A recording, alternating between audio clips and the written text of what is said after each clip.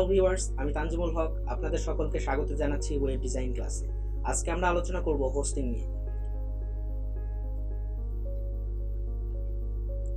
Actually, hosting কি? Web hosting is a service that allows organization and individuals to post a website or web page into the internet. অর্থাৎ hosting হচ্ছে একটা service যেটা কিনা কোনো একটা অর্গানাইজেশন অথবা পার্সোনাল পোর্টফোলিও ওয়েবসাইটের জন্য বা যে ধরনের ওয়েবসাইটই আপনি বলুন না কেন, প্রত্যেকটা ওয়েবসাইটের কন্টেন্টগুলো সেখানে ইন্টারনেটে পাবলিশ করতে পারে। A web host or web hosting service provider is a business that provides the technologies and services needed for the website or web page to be viewed on the internet. অর্থাৎ আপনি ইন্টারনেটে যদি কোনো একটা ওয়েবসাইটকে দেখতে চান, তাহলে এই যে দেখার পিছনের যে সার্ভিসটা, অর্থাৎ যারা এই ওয়েবসাইটটাকে ইন্টারনেটে পাবলিশ করছে এবং ইউজারকে দেখার একটা সুযোগ করে দিচ্ছে, সেই সার্ভিসটাই হচ্ছে হোস্টিং। ওয়েবসাইট আর host or stored on special computers called server. Actually আপনি যে ওয়েবসাইটগুলো ইন্টারনেটে পাবলিশ করতে চান, এই ওয়েবসাইটগুলো অবশ্যই কোনো না কোনো একটা জায়গায় স্টোর থাকতে হবে। যে হোস্টিংয়ে স্টোর থাকবে, অ্যাকচুয়ালি এগুলো স্পেশাল কিছু কম্পিউটারের মাধ্যমে ক্রিয়েট করা হয় এবং এই স্পেশাল কম্পিউটারগুলোর মাধ্যমে যে হোস্টিংটা ক্রিয়েট করা হয় এটাকে বলা হচ্ছে server. When internet users want to view your website, all they need to do is type of website address or domain into their browser. অর্থাৎ কোনো একজন ইউজার যদি আপনার ওয়েবসাইট সম্পর্কে জানতে চায়, তখন সে তার ব্রাউজারে ওই ডোমেইনটা লিখে সার্চ করবে। Their computer will then connect to your server and your web page will be delivered to them through the browser. অর্থাৎ একটা ব্রাউজারের মাধ্যমে সেই ইউজার আপনার সেই ওয়েব হোস্টিং থেকে পাওয়া যে ডকুমেন্টটা, সেই ডকুমেন্টটা ইউজারকে শো করবে। অর্থাৎ এখানে সার্ভার একটা মধ্যস্থতা করছে, অর্থাৎ সার্ভার কিন্তু একটা মাধ্যম হিসেবে কাজ করছে। এখানে বলতে পারেন এক ধরনের অ্যাডাপ্টারের মতো কাজ করছে। কি করছে? হোস্টিংয়ে যে ওয়েবসাইটের ডকুমেন্টগুলো থাকবে, সেই ডকুমেন্টগুলো কখন কোথায় লাগবে এগুলোকে কল করা এবং সেগুলোকে প্রদর্শন করানোর কাজগুলো করে থাকে সার্ভার। অর্থাৎ একজন ইউজার যদি ওয়েবসাইট সম্পর্কে জানতে চায়, কোনো একটা ওয়েবসাইটের নাম লিখে সার্চ করে, তখন সেটা সার্ভার ফার্স্টে ডিটেক্ট করবে। দেন সার্ভার সেটা হোস্টিংকে একটা সিগন্যাল দেবে যে হ্যাঁ, এই ওয়েবসাইটটা দরকার বা ওয়েবসাইটের স্পেসিফিক এই পেজটা দরকার। তখন ওই আইপি অ্যাড্রেস থেকে সেই পেজটা সবার সামনে প্রদর্শন করা হবে একটা ব্রাউজারের মাধ্যমে। এই কথাটা এখানে বলা হচ্ছে। দেন হোস্টিংটাকে আমরা বিভিন্ন ভাগে ভাগ করতে পারি। একটা হচ্ছে শেয়ার্ড হোস্টিং, একটা WordPress hosting, reseller hosting, VPS hosting. তো স্টেপ বাই স্টেপ আমরা এই প্রত্যেকটা হোস্টিং সম্পর্কে ইন ডিটেইল জানার চেষ্টা করব। ফার্স্টেই আসি শেয়ার্ড হোস্টিংয়ে। তো আমি যদি একটু সিম্পলি বলি, যেমন ধরুন আমরা একটা কাজ করতে চাই, ধরুন 4 জনে একসাথে, কিন্তু ব্যাপারটা এমন যে হ্যাঁ, আমরা 4 জন একটা সার্ভিস নেব 1 সপ্তাহ, বাট এই 1 সপ্তাহ হয়তো আমরা একই সময়ে 4 জন সার্ভিস নেব না। কখনো কখনো হতে পারে একই সাথে হয়ে যেতে পারে, বা কখনো কখনো আলাদা আলাদা সময় আমরা 4 জন সার্ভিস দেব। তো এখন আমরা একটা কাজ করতে পারি যে হ্যাঁ, এমন একজন কাউকে ঠিক করলাম যে কিনা আমাদের 4 জনকে কাজটা করে দেবে, বাট একই টাইমে না, কিন্তু সে 7 দিনে আমাদের 4 জনের কাজটা করে দেবে, একজনের পর আরেকজন, দেন আরেকজন, দেন আরেকজন, এভাবে। অর্থাৎ একই লোককে আমরা যখন ঠিক করব 7 দিনের জন্য, একটু হয়তো কম খরচেই আমরা পেয়ে যাব, তাহলে সে কি করবে? আমার 4 জনের কাজটাই করে দেবে। অর্থাৎ একটা কাজ আমরা 4 জনের মধ্যে শেয়ার করে নিচ্ছি। অ্যাকচুয়ালি এই ধরনের হোস্টিংগুলোই হচ্ছে শেয়ার হোস্টিং। অর্থাৎ আপনি যদি মাল্টিপল ওয়েবসাইটকে একই জায়গা থেকে পাবলিশ করতে চান, সেই ধরনের হোস্টিংকে আমরা বলতে পারি শেয়ার্ড হোস্টিং। তো এখানে একটু দেখব, shared hosting is a type of web hosting where a single physical server hosts multiple sites. অর্থাৎ এখানে কিন্তু অনেকগুলো সাইটকে সে হোস্ট করতে পারে, একটা হোস্ট অনেকগুলো ওয়েবসাইটকে হোস্ট করছে। Many users utilize the resources on a single server which keeps the costs low. অর্থাৎ অনেক ইউজার যখন একই সাথে একই হোস্টিং থেকে সার্ভিস নিচ্ছে, তখন তাদের কিন্তু সবার কস্টটা কমে যাচ্ছে, এই কথাটাই বলা হচ্ছে। অর্থাৎ আপনি যদি লো কস্টে কোনো ওয়েবসাইট বিল্ড করতে চান, তাহলে শেয়ার হোস্টিংটা আপনার জন্য preferable. Okay, users is get a section of web server in which they can host their website files. অর্থাৎ তারা একটা সার্ভারের একটা পর্শন পায় যেখান থেকে তারা হোস্ট করতে পারে, অর্থাৎ স্পেসিফিক একটা পর্শন থেকে তাদের ওয়েবসাইটকে কন্ট্রোল করা হয়। Shared servers can host hundreds of users.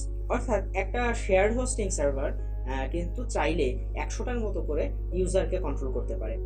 Each customer using the shared hosting platform server has accesses to features like database, monthly traffic, disk space, email accounts, app accounts, and other add-ons offered by the host.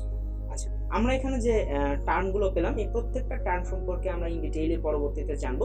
Actually আমরা এখন just এতটুকু বুঝবো যে হ্যাঁ, আমাদের যত সার্ভিসগুলো লাগে একটা ওয়েবসাইটের জন্য, একটা hosting server, share hosting server, তার সবই কিন্তু হোস্ট করে থাকে। System resources are shared on the demand by customers on the server, and each gets a percentage of everything from RAM and CPU and other elements such as a single MySQL server, Apache server, and mail server. তো আমরা টার্মগুলো একটু পরে শিখবো, অ্যাপাসি, MySQL, mail সার্ভারগুলো কি, but এতটুকু আপনারা জেনে রাখুন যে আমরা এই সার্ভিসগুলো কিন্তু শেয়ার করতে পারি এবং প্রত্যেকটা ইউজার এই প্রত্যেকটা সার্ভিসই কিন্তু পাবে শেয়ার হোস্টিং থেকে। অর্থাৎ আমি যদি শেয়ার হোস্টিংটা ইউজ করি তাহলে আমি প্রত্যেকটা সার্ভিসই পাবো, বাট এই সার্ভিসগুলো আমার মতো আরও 100+ ইউজারের কাছে এটা ভাগ হয়ে যাবে। অর্থাৎ একই সাথে আমরা অনেক ইউজার একই হোস্টিং সার্ভার থেকে কিন্তু কানেকশনটা পাবো।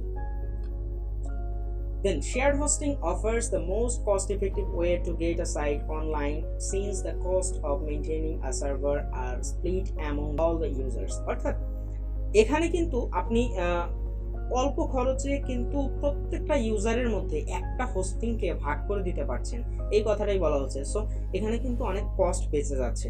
This style of hosting is best suited for a small website or blog that doesn't require advanced configuration or high bandwidth. অর্থাৎ যে ধরনের ওয়েবসাইটগুলো নর্মালি ছোট হয় বা যে ধরনের ওয়েবসাইটগুলো ব্লগ ওয়েবসাইট হয়, হ্যাঁ, ব্লগ সাইটগুলোর ক্ষেত্রে যে ওয়েবসাইটগুলোতে অ্যাকচুয়ালি আমাদের স্পেস কম লাগে, যেগুলোতে হাই ব্যান্ডউইথ রিকোয়ার্ড না, যে জায়গাতে আমরা অল্প ব্যান্ডউইথে কাজ করতে পারি, তো এই ধরনের ওয়েবসাইটগুলোতে আমরা শেয়ার হোস্টিং ইউজ করতে পারি।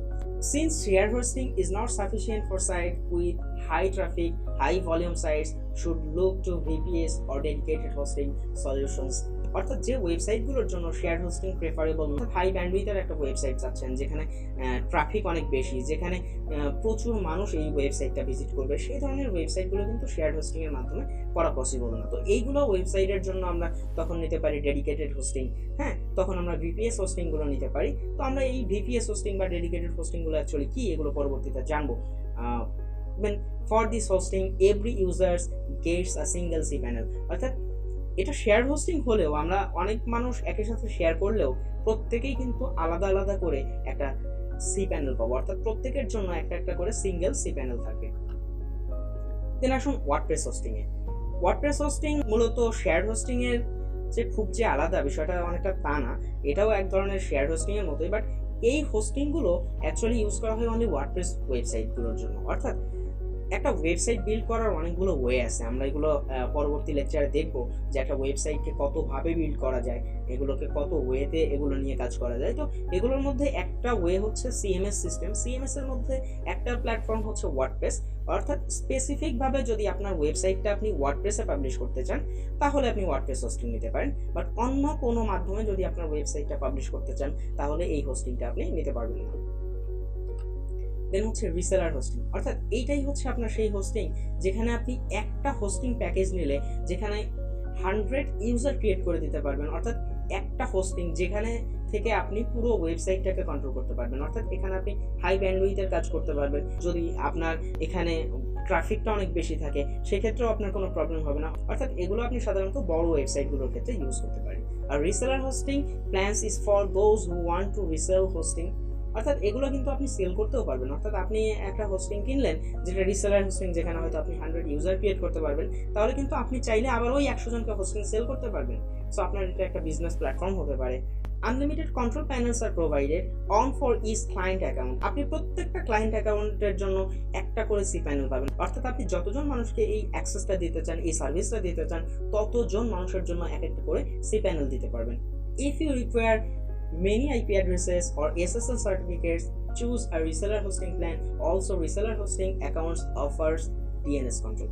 অর্থাৎ আপনি যদি এখানে একাধিক আইপি অ্যাড্রেসকে নিতে চান, অর্থাৎ অথবা আপনি SSL সার্টিফিকেট নিতে চান বা আপনি DNS কন্ট্রোল নিতে চান, তাহলে আপনি যদি এই সার্ভিসগুলো নিতে চান তাহলে অবশ্যই আপনি এখান থেকে রিসেলার হোস্টিংটা নিতে পারেন। দেন হচ্ছে ভিপিএস হোস্টিং। এটাও নর্মালি একটা জায়গায় যেটা কিনা একটা ডেডিকেটেড সার্ভার আপনি পাবেন। অর্থাৎ VPS hosting is short for a virtual private server. এটা কিন্তু আপনার একটা প্রাইভেট সার্ভার হিসেবে কাজ করবে, যেখানে আপনি একটা ওয়েবসাইটের জন্য একটা হোস্টিংকে ইউজ করতে পারবেন।